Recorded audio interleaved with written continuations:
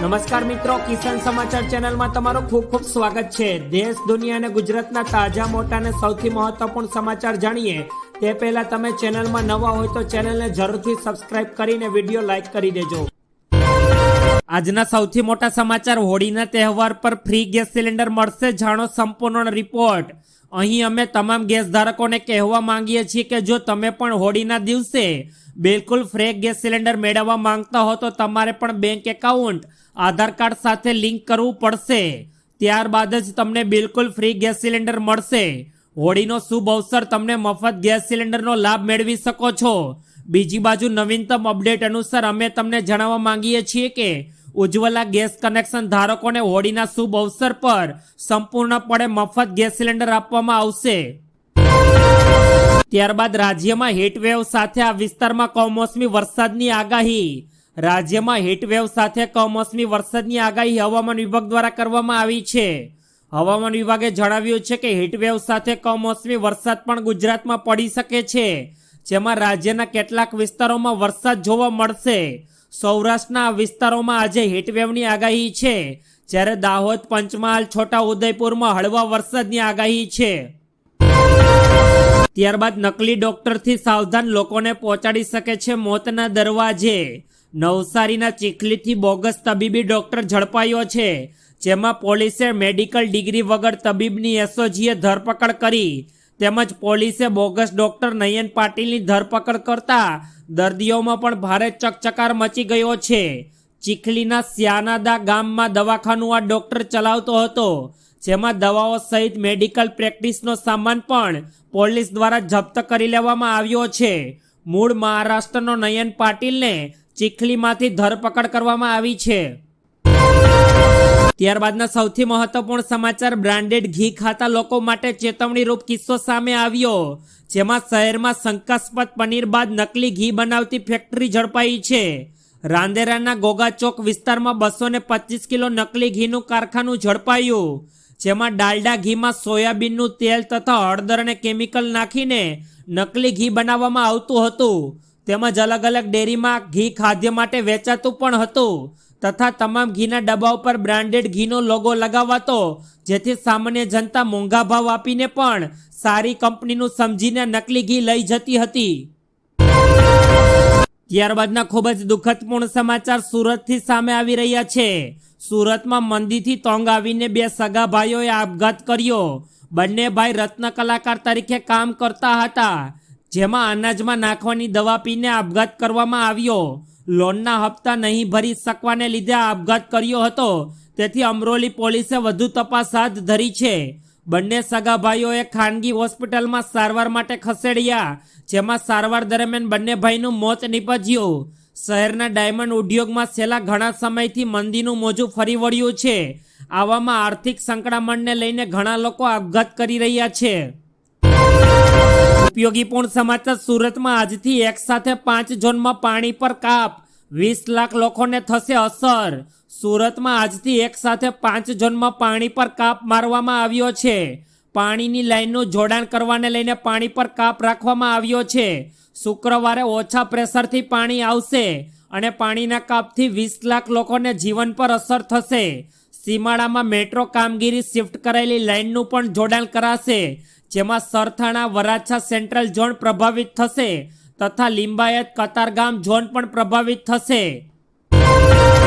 ત્યારબાદના મહત્વપૂર્ણ સમાચાર, રાજકોટમાં બીજા દિવસે અકસ્માત નડ્યો। દારૂના નશામાં કાર ચાલકે બાઇક ચાલકને કચડી નાખ્યો। રાજકોટમાં સતત બીજા દિવસે અકસ્માતની ઘટના જોવા મળી, જેમાં રામાપીર ચોકડી ઓવરબ્રિજ પર સમગ્ર અકસ્માત સર્જાયો છે। દારૂના નશામાં ધૂત કાર ચાલકે બાઇક ચાલકને અડફેટ લીધો હતો અને કારે બાઇકને અંદાજિત 200 મીટર સુધી ઘસડી હતી। તેમાં અનંત ગજ્જર નામના આરોપીની ધરપકડ કરવામાં આવી છે અને આ અકસ્માતમાં કિરીટભાઈ રસિકભાઈ પોદા નામના વેપારીનું મોત થયું છે। ત્યારબાદ કપાસમાં રેકોર્ડ બ્રેક તેજી, જાણો આજના તમામ બજારોના ભાવ। રાજકોટમાં કપાસનો ભાવ 1400 રૂપિયાથી લઈને 1600 રૂપિયા સુધી જોવા મળ્યો, ત્યારે અમરેલીમાં કપાસનો ભાવ 990 રૂપિયાથી લઈને 1572 રૂપિયા સુધી જોવા મળ્યો હતો, તે જ સાથે જસદણમાં પણ કપાસનો ભાવ 1350 રૂપિયાથી લઈને 1560 રૂપિયા સુધી રહ્યો અને બોટાદ માર્કેટિંગ યાર્ડમાં કપાસનો ભાવ 1300 રૂપિયાથી લઈને 1640 રૂપિયા સુધી જોવા મળ્યો હતો અને જ્યારે ગોંડલ માર્કેટિંગ યાર્ડમાં કપાસનો ભાવ 1101 રૂપિયાથી લઈને 1581 રૂપિયા સુધી જોવા મળ્યો હતો.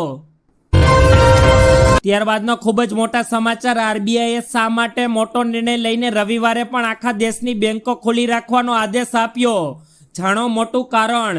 ભારતીય રિઝર્વ બેંકે 31 માર્ચ 2024ને રવિવારના રોજ દેશભરમાં તમામ બેંકોને ખોલવાનો નિર્દેશ આપ્યો છે. એક મોટો નિર્ણય લેતા આરબીઆઈએ 31 માર્ચ 2024ના રોજ રવિવાર હોવા છતાં દેશભરમાં બેંકો ખોલી રાખવાનો નિર્ણય કર્યો છે.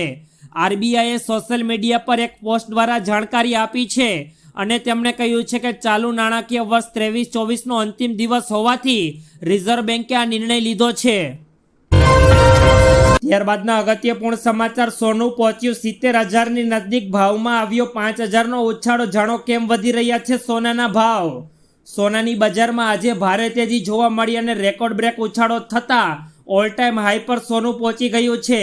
આ સાથે ચાંદીના ભાવમાં પણ ઉછાળો જોવા મળ્યો. છેલ્લા થોડા સમયથી સોનાના ભાવમાં તોફાની તેજી જોવા મળી રહી છે. એવામાં માર્ચ મહિનામાં જ સોનાના ભાવમાં 5,000 રૂપિયાનો વધારો થયો. આજના બજારના ભાવ પર નજર કરવામાં આવે તો સર્વોચ્ચ સપાટી 66,778 રૂપિયા પ્રતિ 10 ગ્રામ પર પહોંચી ગઈ છે. ત્યારબાદ ડીસા માર્કેટિંગ યાર્ડમાં વિવિધ જણસીઓની આવક જોવા મળી. જાણો મણના કેટલા ભાવ મળ્યા? ડીસા માર્કેટિંગ યાર્ડમાં આજના રોજ રાયડાની 5,918 બોરીની આવક નોંધાઈ હતી, જેમાં પ્રતિ 20 કિલોના ભાવ 1,070 રૂપિયા બોલાયા હતા. જ્યારે આ સાથે ડીસા માર્કેટિંગ યાર્ડમાં ઘઉંની પણ 40 બોરીની આવક નોંધાઈ હતી, જેમાં પ્રતિ 20 કિલોના ભાવ 571 રૂપિયા બોલાયા હતા. જ્યારે ડીસા માર્કેટિંગ યાર્ડમાં બાજરીની પણ આવક જોવા મળી હતી અને જેના 20 કિલોના ભાવ 526 રૂપિયા બોલાયો હતા.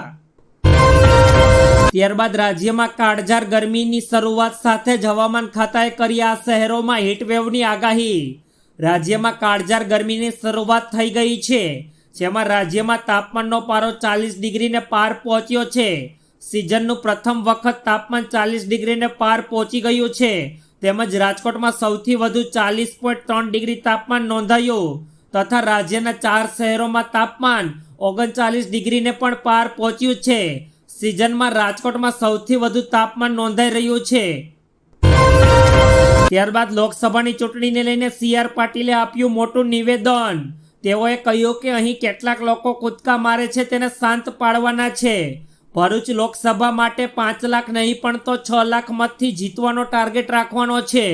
મોદી સાહેબ ક્યારેય ખોટા વચનો આપતા નથી. રાજકારણીઓ ખોટા વચનો આપીને ભરમાવે છે. તેમજ બીજેપીના પ્રદેશ અધ્યક્ષ CR પાટીલે નર્મદા જિલ્લાના નવનિર્મિત શ્રી કમલમ કાર્યાલયનું રાજપીપળા ખાતે ઉદ્ઘાટન કરતી વેળાએ કાર્યકર્તાને સંબોધન કરતા વાત જણાવી હતી.